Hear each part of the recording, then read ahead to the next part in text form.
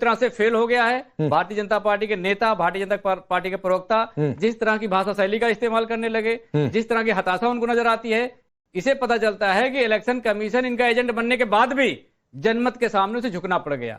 आज वेस्ट बंगाल की जनता, वहां के जनमानस ये चाहता था कि भारतीय जनता पार्टी का जो लोकतंत्र को कुचलने का प्रयास है उसके खिलाफ पूरा खड़ा हो गया और पूरा वेस्ट बंगाल ये जान गया कि भारतीय जनता पार्टी महिला विरोधी भी है। और महिला विरोधी इसलिए है कि महिलाओं का आरक्षण 2023 में लागू होना था, लेकिन भारतीय जनता पार्टी ने उसे लागू नहीं किया। पूरा विपक्ष उसे चाहता था लागू हो जाए। तो इस तरह से भारतीय जनता पार्टी के जो जन विरोधी नीतियां थी, जो जन विरोधी उनके काम थे, उसको जनता ने पूरे सीरियसनेस से लिया और इसीलिए वहां पर वोटिंग परसेंटेज भी बढ़ा। महिलाओं ने बहुत बढ़ चढ़ कर वोट दिया। उनको पता था कि अगर भारतीय जनता पार्टी यहां आएगी तो वेस्ट बंगाल में भी हमारे अधिकार सुरक्षित नहीं रहेंगे। एक बात धर्मेंद्र जी, एक बात सुनिए ना सर, सुनिए, एक बात सुनिए। टीएमसी जीत का दावा करे, बीजेपी जीत का दावा करे, ये तो फिर भी समझ में आता है। आप किस आधार पर टीएमसी की जीत का दावा कर रहे हैं? मेरा आधार यह है कि भारतीय जनता पार्टी के तथाकथित फर्जी हिंदू मंगलवार को मछली खाने में मजबूर हो गए। कोई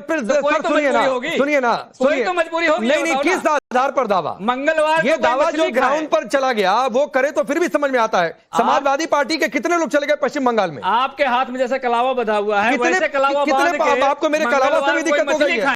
नहीं, आपको मेरे कलावा से भी दिक्कत हो गई है। धर्मेंद्र यादव, भारतीय जनता पार्टी सुनिए सुनिए, आज तक इस शो में किसी ने मेरे कलावा पर हाथ नहीं उठाया, सवाल नहीं उठाया। आपको इससे भी दिक्कत हो गई है? मैं उदाहरण बता रहा हूँ। नहीं, कौन सा उदाहरण है? पूरे इस स्क्रीन में आपको यही उदाहरण देखने को मिला।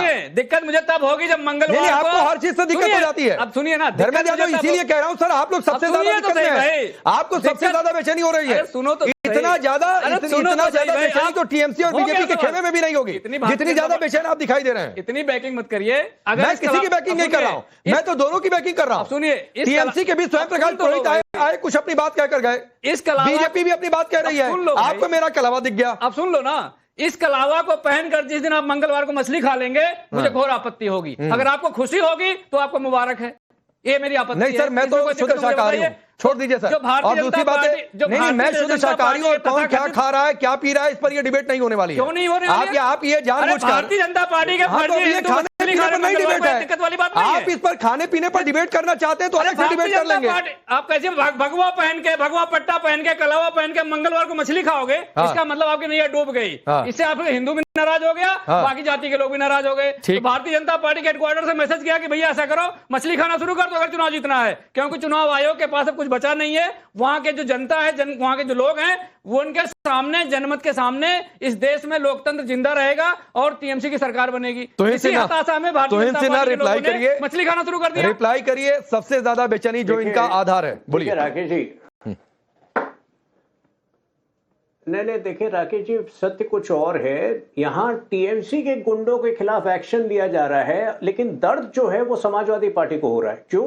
क्योंकि समाजवादी पार्टी जो है वो भुक्त भोगी रही है। जिस प्रकार से हमने यूपी में गुंडा राज को समाप्त किया था, आज इनकी पीड़ा समझ आ रही है जब ये देख रहे हैं कि इनके साथी टीएमसी का गुंडा राज हम इसी तरह से समाप्त करने जा रहे हैं। तो ये जो इधर उधर की बातें कर रहे हैं, अरे जहां का जो खान पान है, हमारी तो बीच में मत बोलिए भाई साहब, बीच में मत बोलिए। हमारी तो नागालैंड में भी सरकार है, हमारी गोवा में भी सरकार है। क्या कहीं हमने खान पान, लोगों के खान पान में हस्तक्षेप नहीं किया है? वो हमारा काम नहीं है, हस्तक्षेप करना हमारा काम नहीं है। मछली खा लेंगे, उसके बाद दिल्ली में कहेंगे नहीं बोल रहा था। नहीं बोल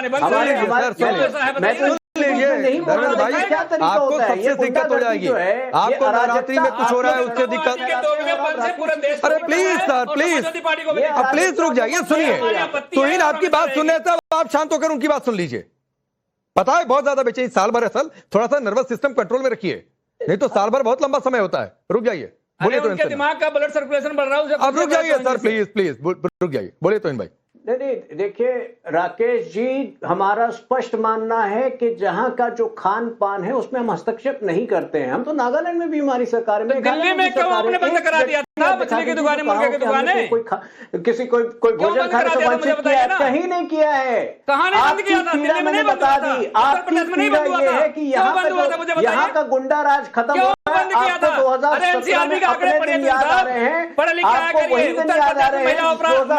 2017 में बेटियां सुरक्षित नहीं है, गाजीपुर में बेटी को मार दिया जाता है, बलात्कार होता है, साथी का गुंडा राज हत्या कर दी जाती है विश्वकर्मा बेटी की, पीड़िया समाज की बेटियां सुरक्षित नहीं है, ये है कानून व्यवस्था आपकी। एक मिनट जरा अवधेश जी को लाइए। अवधेश जी, आमतौर पर पत्रकार कोई एनालिसिस करता है तो हम ये जाते हैं ग्राउंड पर, वहां पर लोगों से पूछते हैं, बातचीत करते हैं। मैंने धर्मेंद्र यादव से, मैं आ रहा हूं, मैंने धर्मेंद्र यादव से सिर्फ इतना पूछा था, किस आधार पर आप टीएमसी की जीत का दावा कर रहे हैं, तो तुरंत मछली, मटन, बाकी जगहों पर चले गए।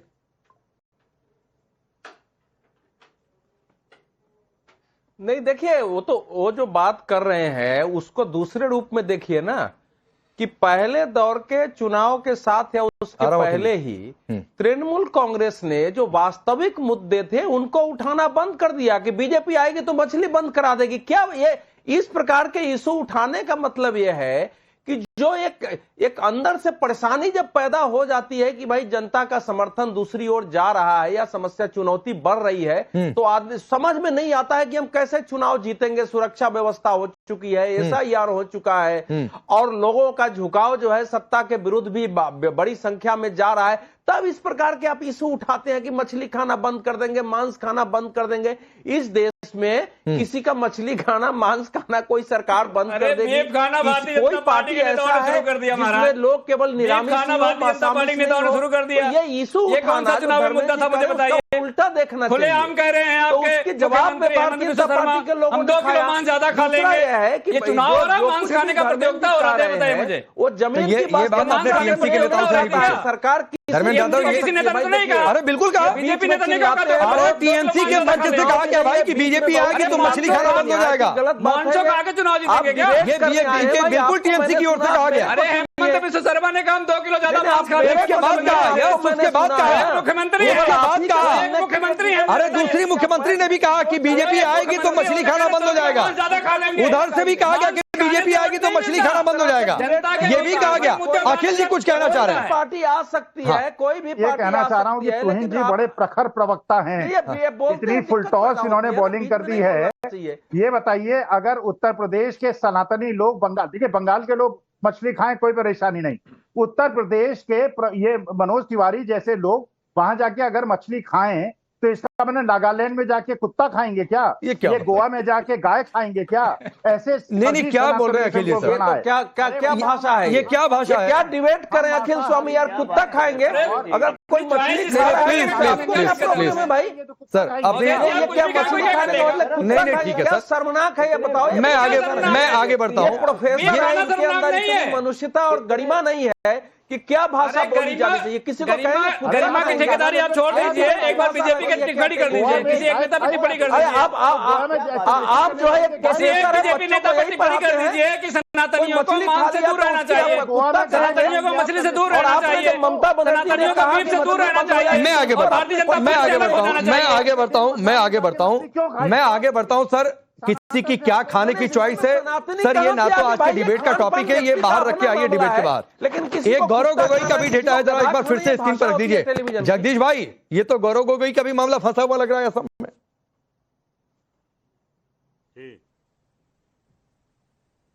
भाई मैं क्या तो रहा, अभी तो जब तक सबका ही फंसा रहा, जब तक परिणाम नहीं आएंगे 4 तारीख तक कर लीजिए, 500 जगह बीजेपी हारेगी। परिणाम के इंतजार करना पड़ेगा। गोगोई बहुत अच्छी वोटों से जीत रहे हैं, युवा नेता है, युवा नेता जीत रहा है भाई। अगर वोट चोरी हो तो हार जाएगा। मैं तो सीधा सा फंडा, मैं तो झूठ बोलता नहीं, क्योंकि मैं देख रहा हूं पिछले 14 साल में वोट चोरी से ही सरकार बना रहे, जनता वोट नहीं दे रही है। ये पक्की बात है, आप मानो चाहे ना मानो, आप चाहे भाजपा से डरो ना डरो, पर जनता भाजपा को वोट नहीं दे रही है। ये झाल मुड़ी खाकर नाव में बैठकर रखनी है। भाई बोलिए जनता भारत। एक मिनट जगदीश जी रुक जाइए, यहाँ पर आपने नहीं कहा कि नहीं यहाँ पर भी बीजेपी जीत जाएगी असम में। राकेश जी, तोहिन भाई, तो रोहित भाई इसके बाद आ रहा हूँ। राकेश जी, असम में तो इतना वन साइडेड, असम में इतना बड़ा वन साइडेड चुनाव हो रहा है। असम में मुझे लगता है कि कम से कम 100 सीटें आएंगी, और उसका एक प्रमुख कारण यह भी है कि गौरव गोगोई की जो हरकतें थी और जो वहां के SIT की फाइंडिंग है, कहीं ना कहीं उनके जो व्यवहार पर, उनके राष्ट्रवाद पर बहुत बड़ा प्रश्न है। तो मुझे लगता है, और दूसरी बात देखिए, प्रियंका गांधी वाड्रा जो है कमान संभाल रही थी असम का कांग्रेस की तरफ से। एक और इलेक्शन था उत्तर प्रदेश का, उत्तर प्रदेश में 2021 में, जहां उन्होंने कमान संभाला था। कांग्रेस ने 403 सीटों में से 389 सीटों में डिपॉजिट ही जब्त करा दिया था। तो लगभग वही हाल असम में कांग्रेस पार्टी का होने वाला है। मुझे लगता है कि 100 सीटों में ये लोग इनका डिपॉजिट ही जब्त होने वाला है। ठीक। तो सिन्हा को 4 तारीख को बुला लीजिएगा डिबेट में। ये पांचों जगह स्वामी जी को पता नहीं क्यों, स्वामी जी को पता नहीं कहां से भ्रम है कि असम में कांग्रेस जीत रही है, लेकिन स्वामी जी को लगता है कि